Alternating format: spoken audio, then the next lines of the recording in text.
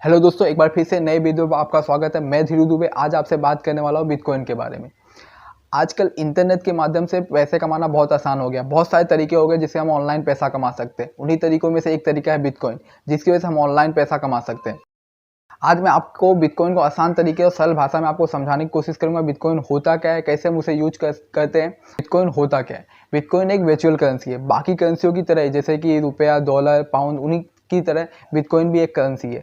बस खाली डिफरेंस इतना कि एक डिजिटल करेंसी है। बाकी करेंसियों को हम छू सकते हैं, देख सकते हैं, महसूस कर सकते हैं और उसे यूज कर सकते हैं। लेकिन बिटकॉइन को खाली हम यूज कर सकते हैं, ना हम उसे देख सकते हैं, ना उसे हम छू सकते हैं, ना उसे हम महसूस कर सकते हैं। बस उसे हम यूज कर सकते हैं। बिटकॉइन को हम सिर्फ ऑनलाइन वॉलेट में रखते हैं। बिटकॉइन का आविष्कार 2009 में संतोशी नाकामोटो ने की थी। बिटकॉइन एक डिसेंट्रलाइज्ड करेंसी है। यानी डिसेंट्रलाइज्ड करेंसी का मतलब होता है कि इसका कोई मालिक नहीं होता, ना इसी किसी संस्था, ना किसी सरकार, ना किसी आदमी, किसी का कोई मालिकाना हक नहीं है। इसका कोई भी मालिक नहीं है। बिटकॉइन से हम कहीं भी ऑनलाइन ट्रांजैक्शन कर सकते हैं, कहीं से भी, कभी भी, किधर भी हम ऑनलाइन ट्रांजैक्शन कर सकते हैं।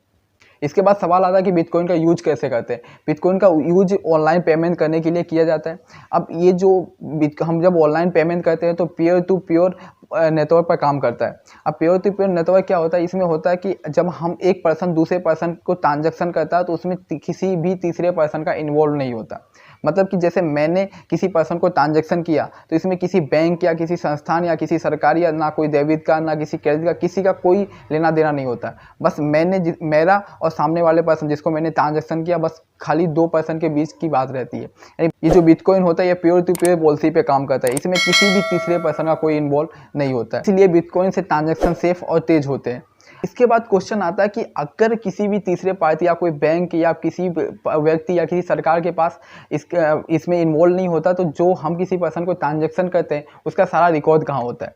तो बिटकॉइन में जब हम किसी पर्सन को ट्रांजैक्शन करते हैं तो सारा रिकॉर्ड ब्लॉकचेन में होता है। जैसे कि अगर हम एग्जांपल लें कि मैंने किसी पर्सन को ट्रांजैक्शन किया, अगर अभी प्रेजेंट टाइम में अगर मैंने गूगल पे या फ़ोन पे या किसी भी ऐसे थर्ड पार्टी एप्लीकेशन से ट्रांजैक्शन किया तो उसका सारा रिकॉर्ड बैंक के पास होता है कि मैंने किससे कितने दिए, किससे कितने लिए, सारे ट्रांजैक्शन का हिसाब बैंक के पास होता है।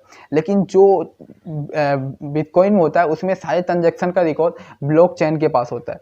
ये भी इस पर कोई मालिकाना हक नहीं है, किसी का कोई मालिकाना हक नहीं है, इसलिए इसके सारा जो ट्रांजैक्शन का हिसाब होता है वो ब्लॉकचेन के पास होता है, जो बिटकॉइन वॉलेट में होता है। ब्लॉकचेन में बिटकॉइन की सारी डिटेल होती है। इसके बाद आता है कि बिटकॉइन वॉलेट। ये बिटकॉइन वॉलेट होता क्या है? बिटकॉइन वॉलेट एक इलेक्ट्रॉनिक स्टोर है जहाँ पे हम बिटकॉइन को स्टोर करके रखते हैं। ये जो बिटकॉइन वॉलेट होते हैं बहुत अलग अलग प्रकार के होते हैं। इसी में से किसी एक बिटकॉइन वॉलेट का उपयोग करके हम अकाउंट बना सकते हैं। जब हम किसी पर्सन से बिटकॉइन खरीदते हैं तो हमें एक यूनिक आईडी मिलती है और इन्हीं यूनिक आईडी को हम बिटकॉइन वॉलेट में संभाल के रखते हैं। जब हमें बिटकॉइन खरीदना हो या बेचना हो तो हमारे पास बिटकॉइन वॉलेट होना जरूरी है। अगर हमारे पास बिटकॉइन वॉलेट नहीं है तो ना हम बिटकॉइन खरीद सकते हैं और ना बेच सकते हैं।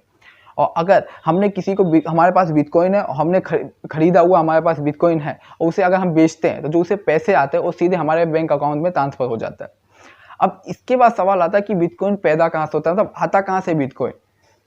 तो बिटकॉइन को खरीदने के चार तरीके, यानी बिटकॉइन प्राप्त करने के चार तरीके। पहला तरीका, हम किसी पर्सन के पास बिटकॉइन हो, हम उसे पैसे देके उससे बिटकॉइन खरीद सकते हैं। या ऑनलाइन बहुत सारी साइटें होती हैं जहाँ पे हम पैसे देके बिटकॉइन खरीद सकते हैं। एक साथ मैंने पैसे दिए और उससे बिटकॉइन खरीद लिया। उसके बाद दूसरा तरीका है कि ये भी खरीदना ही है लेकिन इसे थोड़े थोड़े पैसे करके हम बिटकॉइन खरीद सकते हैं। जैसे कि हम आज मेरे पास पैसे नहीं है, मैंने 1000 रुपये दे के थोड़ा बिटकॉइन खरीद लिया। उसके बाद मैंने 2000 दे के थोड़ा बिटकॉइन खरीद लिया। फिर उसके 1000, 10,000, 15,000, 20,000 दे के थोड़ा थोड़ा करके मैंने बिटकॉइन खरीद लिया। इस तरीके से भी बिटकॉइन आप खरीद सकते हो। इसके बाद तीसरा तरीका है कि अगर आप ऑनलाइन कोई भी चीज़ बेचते हो और आप कोई भी चीज़ बेच रहे हो, सामने वाले के पास जो आपसे खरीद रहा है उसके पास बिटकॉइन है, आपने उसे सामान दिया, उसके बदले वो आपको बिटकॉइन दे, इस प्रकार से आप बिटकॉइन खरीद सकते हो। इसके बाद चौथा तरीका है बिटकॉइन माइनिंग। अब ये क्या होता है?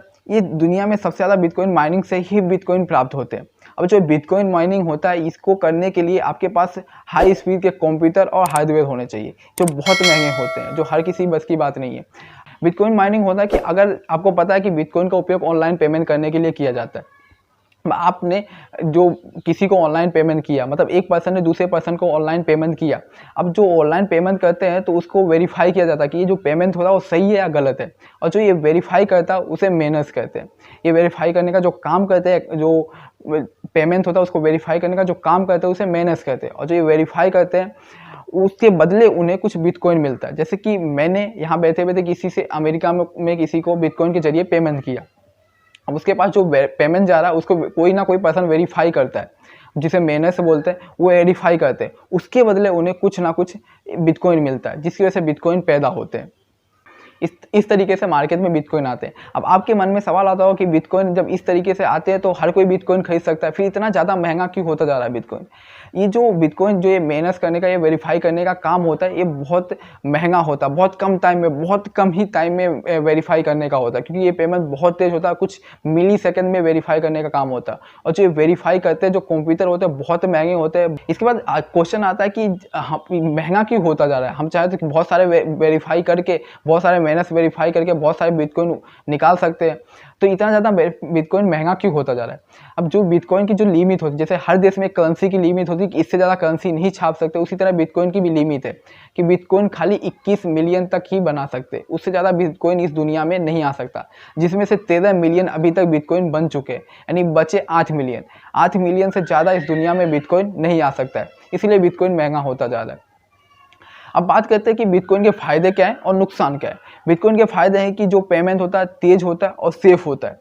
दूसरा फ़ायदा है कि जो ट्रांजैक्शन, जब हम बिटकॉइन से ट्रांजैक्शन एक पर्सन से दूसरे पर्सन में बिटकॉइन का ट्रांजैक्शन करते हैं तो जो चार्ज लगता है बहुत ही कम लगता है, इसलिए पेमेंट और बिटकॉइन से पेमेंट करना ज़्यादा फायदेमंद रहता है। तीसरा बिटकॉइन में अकाउंट ब्लॉक नहीं होता। जैसे कि अगर आपने कुछ गलत एक्टिविटी की तो बैंक आपका अकाउंट ब्लॉक कर देता है, लेकिन बिटकॉइन में ऐसा नहीं है। बिटकॉइन में आपका अकाउंट कभी भी ब्लॉक होने वाला नहीं है। चौथा, अभी के प्रेजेंट टाइम में और आने वाले टाइम में भी इन्वेस्टमेंट करने के लिए बेस्ट ऑप्शन है, इसलिए बिटकॉइन फायदे में। अब जैसे कि एग्जांपल ले कि 2009 में एक बिटकॉइन की कीमत 39 पैसे थी और आज एक बिटकॉइन की कीमत लगभग 45 लाख रुपए के आसपास है और आने वाले टाइम में बहुत बढ़ने वाली है। नुकसान ये है कि इसका कोई मालिक नहीं है, इसका कोई मालिकाना किसी हक नहीं है, कोई इसका देख रेख करने के लिए कोई एक पर्सनल नहीं है कि किसी संस्था का इस पर अधिकार हो, इसलिए थोड़ा सा रिस्की है।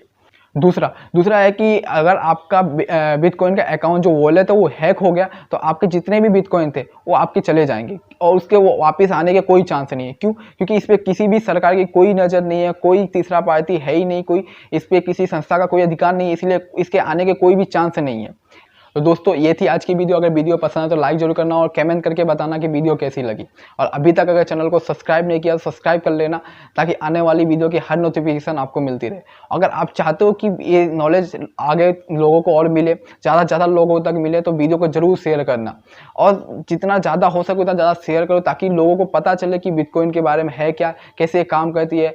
और अगर आप मेरे से इंस्टाग्राम पे जुड़ना चाहते हो तो लिंक डिस्क्रिप्शन में आप जाके वहाँ पे मेरे को फॉलो कर सकते हो, वहाँ से आप डायरेक्टली मेरे साथ जुड़ सकते हो।